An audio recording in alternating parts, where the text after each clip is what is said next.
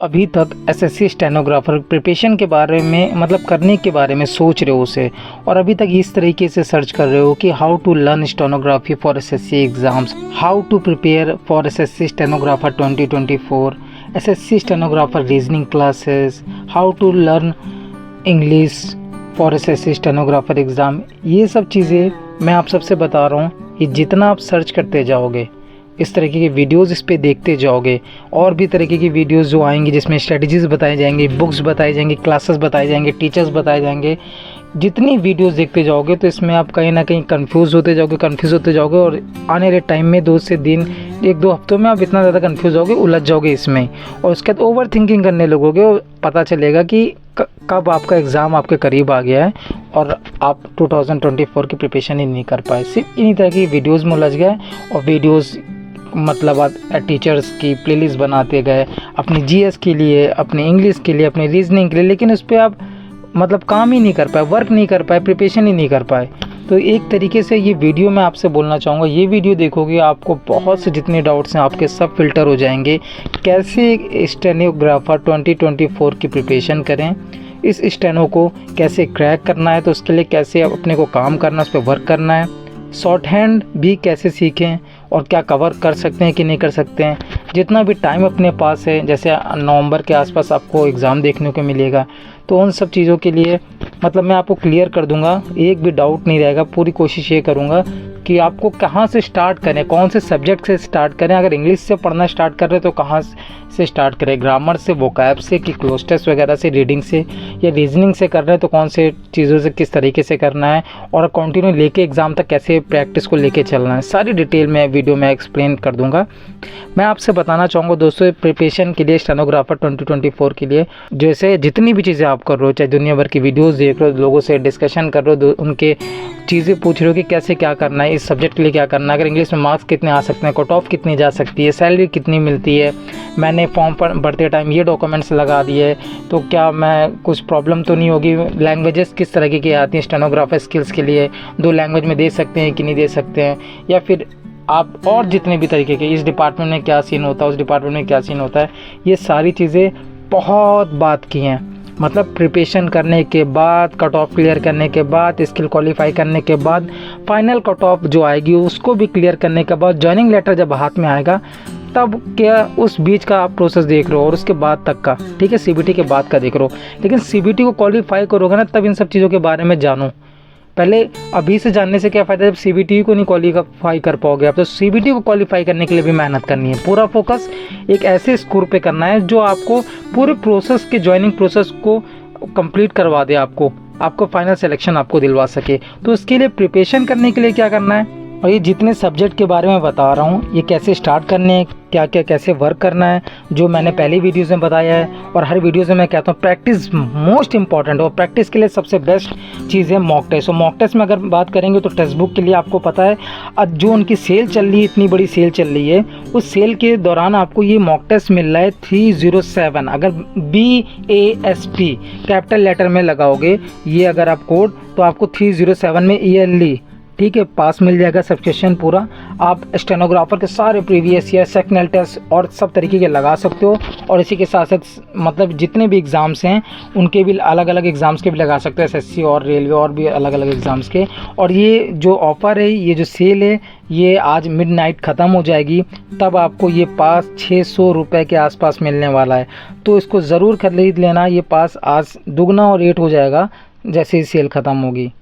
आपको इतना तो पता होगा कि इंग्लिश आएगी इस एग्ज़ाम में, 200 मार्क्स का ये पेपर होता है, जिसमें इंग्लिश आएगी 100 मार्क्स की, और रीजनिंग आएगी 50 मार्क्स की, उसी के साथ जीएस आएगी 50 मार्क्स की।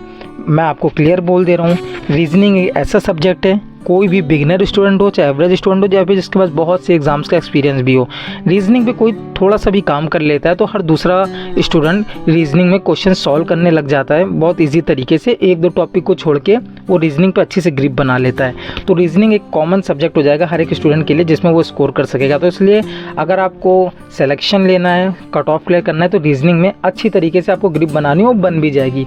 एक दो टॉपिक थोड़ी सी प्रैक्टिस मांगेंगे, बाकी बहुत से टॉपिक्स हैं, मिरर इमेज, वाटर इमेज, इसके साथ साथ कोडिंग, डिकोडिंग, अल्फ़ाबेट सीरीज़ वगैरह, ये सब चीज़ें आपको मैं बता दिया है टॉपिक में। इससे पहले एक वीडियो है, अगर अभी तक नहीं देखी रीजनिंग की इंपॉर्टेंट टॉपिक की वीडियो, चैनल पे जाके देख सकते हैं। तो उनमें कैसी रीजनिंग को काम करना है ये मैं आपको बता चुका हूँ पहले, कैसे कवर करनी पूरी रीजनिंग ईजी तरीके से। तो अब रीजनिंग को लेके चलना है आपको डेली बेसिस पे प्रैक्टिस के रूप में। डेली कंसेप्ट अगर 2-3 टॉपिक आपने रीजनिंग छुई तक नहीं है तो आप कवर कर सकते हो। अभी जो इस महीने में, इस मंथ में 10 से 15 दिन बचे हैं, उसमें आप पूरी रीजनिंग ख़त्म कर सकते हो। मुझ पे मेरी बात पे भरोसा करने से ज़्यादा अपने आप पे भरोसा करो, और आपके अंदर इतनी है स्ट्रेंथ कि आप ये सब चीज़ें कवर कर सकते हो। क्योंकि अगर आपने ये ठान लिया है कि आपको सिलेक्शन लेना है तो आपके लिए समय कितना भी हो आप हर चीज़ करके दिखा सकते हो उसमें।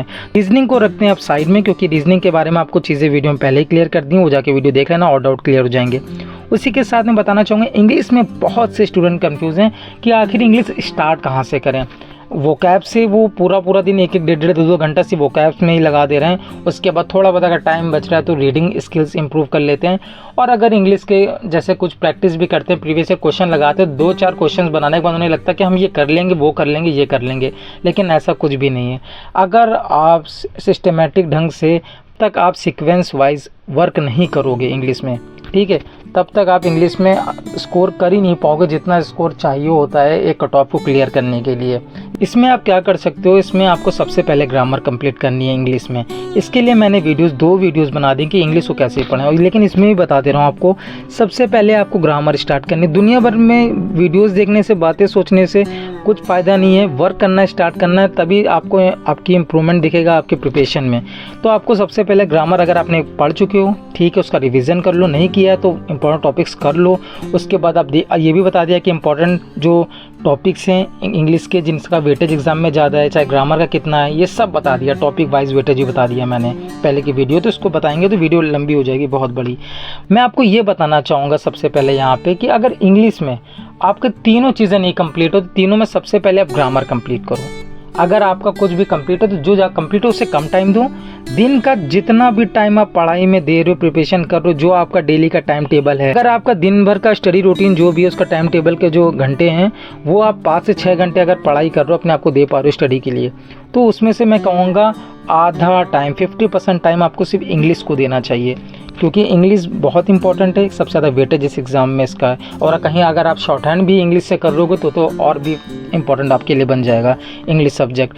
ग्रामर कवर करना है, ग्रामर के बाद आपको साथ में वोकैब डेली बेसिस पे लेके थोड़ा चलना है। डायरेक्ट ज़्यादा टारगेट लेके चलोगे, वोकैब ये नहीं कि एक दिन में 100 कवर कर लोगे, या फिर कोई मैराथन देख ली 500 वर्ड्स की या 1000 वर्ड्स की एक ही दिन में या 2 दिन में, तो आपको सब याद हो जाएगा।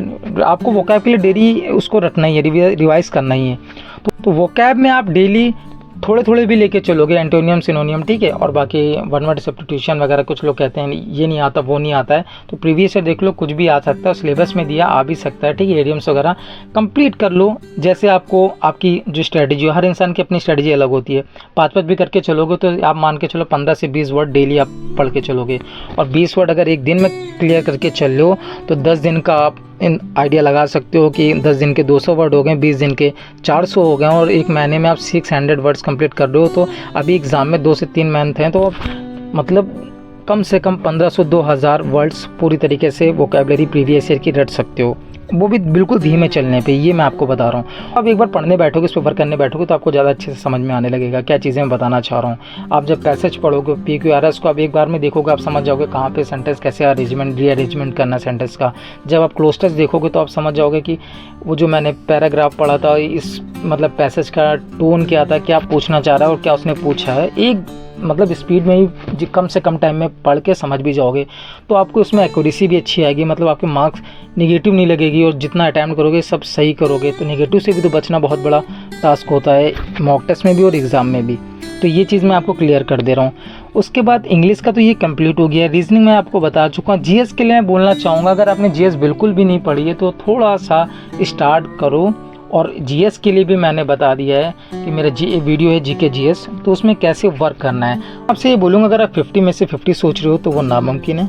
तो उसमें कितना स्कोर एक बेस्ट स्कोर माना जाता है, उस पर भी एक वीडियो बना दी है। कौन से टॉपिक्स का वेटेज एग्ज़ाम में कितना, अगर 4 से 5 टॉपिक भी क्लियर कर लोगे तो एग्ज़ाम में 20 से 25 मार्क्स आ जाने की पूरी संभावना रहेगी अगर अच्छे से पढ़ लिया। और बाकी आपकी मेहनत और डिपेंड करती है, जब आप करंट अफेयर्स वगैरह भी और भी चीज़ें क्लियर करोगे, उस पर वीडियो मैंने बना दी। जीएस पे भी, वो भी जाके देख सकते हो आप। तो जीएस भी आपको साथ में लेकर चलना। और दूसरी बात, स्टेनोग्राफी के बारे में बहुत से स्टूडेंट पूछते हैं कि शॉर्ट हैंड कैसे कवर कर चलें और कितना टाइम लगता है, क्या नहीं होता है।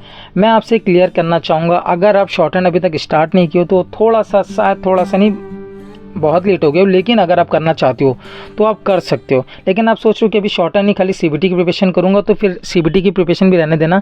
बेवजह कंपटीशन आप बढ़ाओगे, उसका कोई मतलब नहीं है। तो शॉर्ट हैंड अगर आपने स्टार्ट कर दिया है, वो आपकी कंप्लीट भी हो सकती है 3 मंथ में। मतलब कि अगर आप आज से देना स्टार्ट करो, जब तक आपका सीबीटी एग्ज़ाम होगा, डेली बेसिस पे अगर आप 2 एक्सरसाइज भी लेके चल रहे हो तो अक्टूबर तक आपकी पूरी पिटमैन खत्म हो जाएंगी। पिटमैन का बता रहा हूँ क्योंकि उसमें 125-127 एक्सरसाइज कंप्लीट की जाती हैं, तो वो डेली 2 पे लेके चलोगे तो आराम से हो जाएगा, ठीक है, अक्टूबर तक की। और उसके बाद आपको स्पीड के लिए आप पे डिपेंड करेगा आपकी प्रैक्टिस। जितनी प्रैक्टिस आप कर सकते हो उतनी जल्दी आपकी स्पीड आएगी।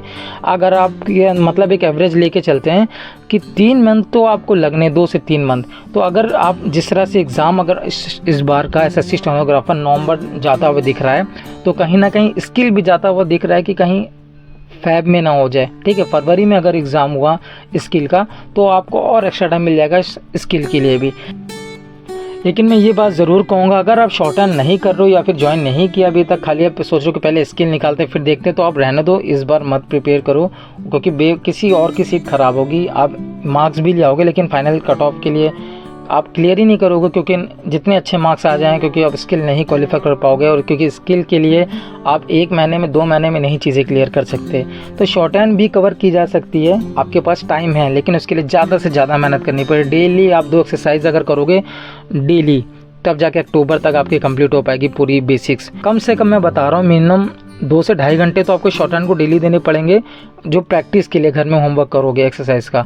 और कोचिंग जाना आना, ऑफलाइन कोचिंग, तो वहाँ पे आधा 1 घंटा जो आपका होगा, क्योंकि आप खाली लेसन लेने जा रहे हो तो आधा घंटा ही होगा। डिक्टेशन वाले स्टूडेंट्स को लगता है 1 घंटा आज के आसपास, टाइपिंग वालों को और थोड़ा लगता है, लेकिन आप ये चीज़ें कर सकते हो।